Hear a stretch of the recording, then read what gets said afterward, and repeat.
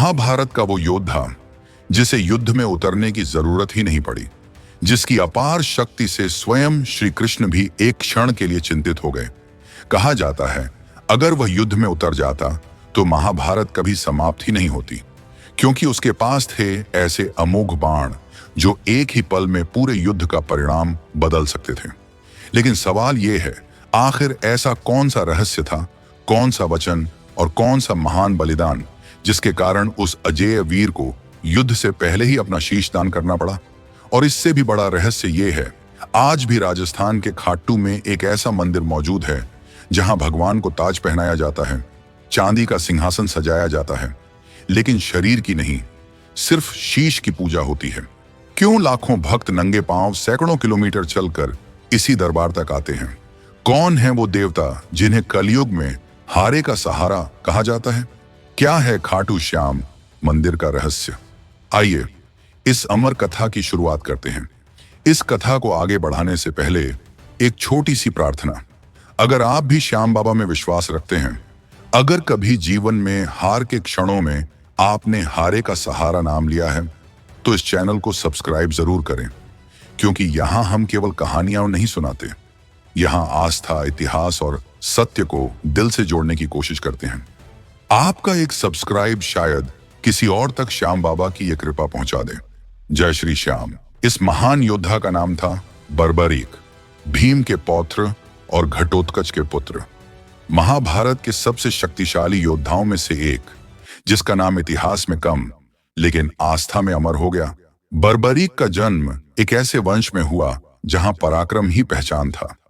पिता घटोत्कच, जिनकी शक्ति से कौरवों की पूरी सेना कांप उठी थी, लेकिन बर्बरीक सिर्फ पराक्रमी नहीं थे, वे अद्भुत थे। कहा जाता है बचपन से ही बर्बरीक अस्त्र शस्त्रों में निपुण थे। उनकी मां मोरवी देवी एक महान साधिका थी। मोरवी देवी ने अपने पुत्र की रक्षा और शक्ति के लिए घोर तपस्या की। उनकी तपस्या से भगवान शिव प्रसन्न हुए और बर्बरीक को प्रदान किए 3 अमोघ बाण। ये साधारण बाण नहीं थे, इन बाणों में पूरे युद्ध को समाप्त करने की शक्ति थी। कहा जाता है पहला बाण युद्ध भूमि में मौजूद सभी शत्रुओं को चिन्हित करता था, दूसरा बाण सभी चिन्हित शत्रुओं को एक ही क्षण में समाप्त कर देता था, और तीसरा बाण सभी बाणों को पुनः अपने धनुष में लौटा लाता था। यानी सिर्फ 3 बाण और पूरा युद्ध समाप्त। यही कारण था कि बर्बरीक के रहते किसी भी युद्ध का परिणाम पहले से तय हो जाता था। लेकिन शक्ति के साथ एक वचन भी जुड़ा था। बर्बरीक ने प्रण लिया था, मैं सदैव हारने वाले पक्ष का साथ दूंगा। यही वचन महाभारत के युद्ध में सबसे बड़ा संकट बन गया। अगर बर्बरीक युद्ध में उतर जाते तो युद्ध कभी समाप्त नहीं होता, क्योंकि हर बार हारने वाला पक्ष बदलता और बर्बरीक फिर उसी के साथ खड़े हो जाते। युद्ध अनंत हो जाता। यही वो क्षण था जब स्वयं श्री कृष्ण को हस्तक्षेप करना पड़ा। लेकिन श्री कृष्ण युद्ध से नहीं, धर्म से निर्णय लेना चाहते थे। और यहीं से शुरू होती है एक ऐसी कथा जो शक्ति से नहीं बल्कि बलिदान से अमर बनी। महाभारत का युद्ध आरंभ होने ही वाला था। चारों ओर शंखनाद, सेनाओं की तैयारी और रणभूमि में बढ़ता हुआ तनाव। उसी समय एक अकेला योद्धा युद्ध भूमि की ओर बढ़ रहा था। उसके हाथ में धनुष था, लेकिन आंखों में युद्ध की लालसा नहीं बल्कि जिज्ञासा थी। वह युद्ध लड़ने नहीं, युद्ध देखने आया था। भगवान श्री कृष्ण की दृष्टि उसी योद्धा पर जाकर ठहर गई। कृष्ण मुस्कुराए, लेकिन उस मुस्कान के पीछे गंभीरता छुपी हुई थी। उन्होंने उस वीर को रोका और सरल स्वर में पूछा, वीर, यदि यह युद्ध छिड़ गया तो तुम किस पक्ष का साथ दोगे? योद्धा तनिक भी नहीं रुका, न कोई गणना, न कोई राजनीति। उसने उत्तर दिया, मैं सदैव हारने वाले पक्ष का साथ दूंगा। बस यही उत्तर युद्ध की सबसे बड़ी समस्या बन गया। कृष्ण समझ गए, यह युद्ध अस्त्रों से नहीं, विचारों से रोका जाएगा। श्री कृष्ण ने ब्राह्मण का वेश धारण किया और उस योद्धा के सामने एक याचक बनकर खड़े हो गए। उन्होंने कहा, वीर, मैं तुमसे दान मांगने आया हूं। दान। एक क्षण के लिए भी योद्धा के चेहरे पर संदेह नहीं आया, लेकिन जो मांगा गया वह साधारण नहीं था। ब्राह्मण ने कहा, मुझे तुम्हारा शीश चाहिए। क्षण भर के लिए समय थम गया। रणभूमि मौन हो गई, लेकिन उस वीर ने न प्रश्न किया न तर्क दिया। उसके चेहरे पर शांत मुस्कान थी। उसने केवल इतना कहा, दान मांगा गया है तो दिया जाएगा। अगले ही क्षण वह शीश भूमि पर अर्पित हो चुका था। यह केवल बलिदान नहीं था, यह धर्म की सर्वोच्च परीक्षा थी। श्री कृष्ण अपने वास्तविक स्वरूप में प्रकट हुए। उनकी आंखों में करुणा थी और स्वर में सम्मान। तुम अमर हो, कृष्ण ने कहा। तुम युद्ध नहीं लड़े, लेकिन युद्ध से भी बड़ा काम कर गए। कृष्ण ने वरदान दिया, कलयुग में तुम मेरे नाम से पूजे जाओगे। तुम श्याम कहलाओगे और जो हारा हुआ होगा वह तुम्हारे पास आएगा। और यही कारण है कि आज भी एक शीश पूजित है, एक वचन जीवित है और एक नाम आस्था बन चुका है। जब शक्ति स्वयं झुक जाए तो वही सच्चा धर्म बन जाती है। शीश दान के बाद युद्ध की भूमि शांत हो गई, लेकिन वह कथा यहीं समाप्त नहीं हुई। समय आगे बढ़ता गया, महाभारत समाप्त हो गया। युग बदले, राजा बदले, पर उस महान बलिदान की स्मृति धरती पर कहीं न कहीं अवश्य अंकित होनी थी। कहा जाता है, कलयुग के प्रारंभ में राजस्थान की शुष्क भूमि पर एक साधारण सा गांव था, खाटू। न वहां कोई राजमहल था, न कोई प्रसिद्ध तीर्थ, लेकिन उस भूमि के गर्भ में एक दिव्य रहस्य निद्रा में था। एक दिन खाटू के एक किसान ने अपने खेत में हल चलाया। अचानक धरती कांप उठी, हल रुक गया। जब मिट्टी हटाई गई तो वहां से एक दिव्य शीश प्रकट हुआ। वह शीश साधारण नहीं था। उस मुख पर न पीड़ा थी न क्रोध, केवल अद्भुत शांति थी, मानो स्वयं धर्म मौन हो गया हो। यह समाचार गांव में आग की तरह फैल गया। उसी रात गांव के बुजुर्गों ने एक विचित्र स्वप्न देखा। स्वप्न में वही तेजस्वी योद्धा प्रकट हुआ और कहा, मैं वही हूं जिसने शीश दान किया था, यही मेरा स्थान है। अगली सुबह उस दिव्य शीश को सम्मानपूर्वक स्थापित किया गया। यहीं से खाटू श्याम जी की पूजा आरंभ हुई। गांव वालों ने अपनी सामर्थ्य के अनुसार एक साधारण सा मंदिर बनवाया। वह मंदिर भव्य नहीं था, लेकिन आस्था से भरा हुआ था। समय बीतता गया। लगभग 11वीं शताब्दी में चौहान वंश के राजा रूप सिंह चौहान एक युद्ध के लिए प्रस्थान कर रहे थे। उनका मार्ग इसी खाटू ग्राम से होकर गुजरता था। जब राजा का काफिला इस स्थान के पास पहुंचा तो उनकी दृष्टि उस सादे से मंदिर पर पड़ी। राजा ने सोचा, युद्ध से पहले यहां दर्शन कर लेना चाहिए। राजा मंदिर में पहुंचे। वहां के पुजारी ने उन्हें इस धाम का महत्व बताया। महाभारत का वह वीर शीशदान का प्रसंग और श्याम बाबा से जुड़ा त्याग का अद्भुत रहस्य। यह सुनकर राजा का हृदय श्रद्धा से भर उठा। उन्होंने खाटू श्याम जी से वचन लिया, यदि मैं यह युद्ध जीत कर लौटूंगा तो इस साधारण मंदिर को एक भव्य स्वरूप प्रदान करूंगा। कहा जाता है, राजा वह युद्ध जीत गए और अपने वचन के अनुसार वे पुनः खाटू आए। उन्होंने मंदिर को एक नया सम्मानपूर्ण रूप दिया। यहीं से खाटू श्याम जी का यह धाम केवल एक ग्राम मंदिर नहीं रहा, बल्कि आस्था का एक महान केंद्र बन गया। सबसे बड़ा रहस्य यही है, यह मंदिर शरीर की नहीं, शीश की पूजा का प्रतीक है।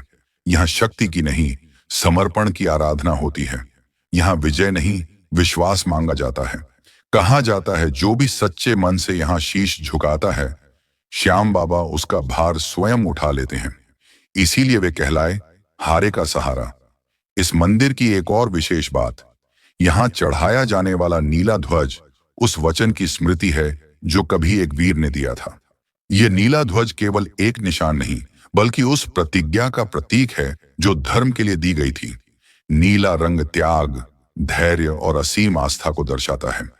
जिस प्रकार बर्बरीक ने बिना शर्त अपना शीश अर्पित किया, उसी प्रकार भक्त यह ध्वज अर्पित कर अपना अहम, अपनी पीड़ा और अपना भार श्याम बाबा को सौंप देता है। मान्यता है कि जो ध्वज सच्चे मन से चढ़ाया जाता है, वह केवल मंदिर की शोभा नहीं बढ़ाता, बल्कि भक्त और श्याम बाबा के बीच एक मौन वचन बन जाता है। खाटू श्याम जी का दरबार सिर्फ एक मंदिर नहीं, यह उन लोगों की आखिरी उम्मीद है जो जीवन से हार चुके होते हैं। समय के साथ खाटू श्याम जी की ख्याति पूरे भारत में फैल गई, लेकिन वर्ष का वह समय जब यह भूमि साक्षात भक्ति में बदल जाती है, वह है फाल्गुन मास। फाल्गुन आते ही खाटू की गलियां पैरों से नहीं, आस्था से भर जाती हैं। लाखों श्रद्धालु नंगे पांव सैकड़ों किलोमीटर की यात्रा करते हैं। न थकान की शिकायत, न दर्द की परवाह, केवल एक स्वर, जय श्री श्याम। यह मेला किसी आयोजन का परिणाम नहीं, यह विश्वास की पुकार है। रात भर भजन कीर्तन, आंखों में आंसू और मन में एक ही प्रार्थना। कहा जाता है, जो सच्चे मन से श्याम बाबा को पुकारता है, वे उसे कभी अकेला नहीं छोड़ते। यही कारण है कि भक्त उन्हें कहते हैं, हारे का सहारा। यह नाम किसी कथा से नहीं, लाखों अनुभवों से बना है। कोई रोजगार की आस में आता है, कोई टूटे रिश्तों के साथ, और कोई सिर्फ जीने की वजह खोजने। हर किसी की कहानी अलग होती है, लेकिन दरबार सबके लिए एक सा होता है।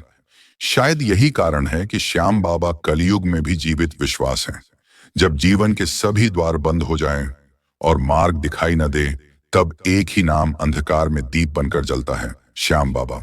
खाटू श्याम जी की आस्था किसी एक मूर्ति तक सीमित नहीं है, बल्कि उन परंपराओं में जीवित है जो बिना कहे सदियों से निभाई जाती रही हैं। जब भक्त अपने कंधों पर नीला निशान उठाकर लंबी पैदल यात्रा पर निकलते हैं, तो वह केवल एक ध्वज नहीं होता, बल्कि उस वचन की स्मृति होता है जिसे धर्म के लिए निभाया गया था। यही कारण है कि यह यात्रा थकान नहीं बनती, बल्कि एक मौन संकल्प में बदल जाती है। श्याम बाबा को जिस चांदी के सिंहासन पर विराजमान किया जाता है, वह वैभव का प्रतीक नहीं, बल्कि इस सत्य का संकेत है कि इस दरबार में राजशक्ति का नहीं, त्याग और विश्वास का होता है। यहाँ कई भक्त अपनी पीड़ा शब्दों में कहने के बजाय कागज पर उतारकर अर्पित करते हैं, क्योंकि इस मंदिर में मांगने से पहले सौंपना सिखाया जाता है। खाटू श्याम जी का सबसे गहरा अनुभव अक्सर शोर में नहीं, बल्कि उस मौन में मिलता है जहां बिना कुछ बोले मन हल्का हो जाता है और भीतर एक शांत भरोसा जन्म लेता है। श्याम बाबा के मुख पर दिखाई देने वाली वह स्थिर मुस्कान किसी विजय की नहीं, बल्कि उस पूर्ण त्याग की स्मृति मानी जाती है जहां अहंकार नहीं, केवल स्वीकार शेष रहता है।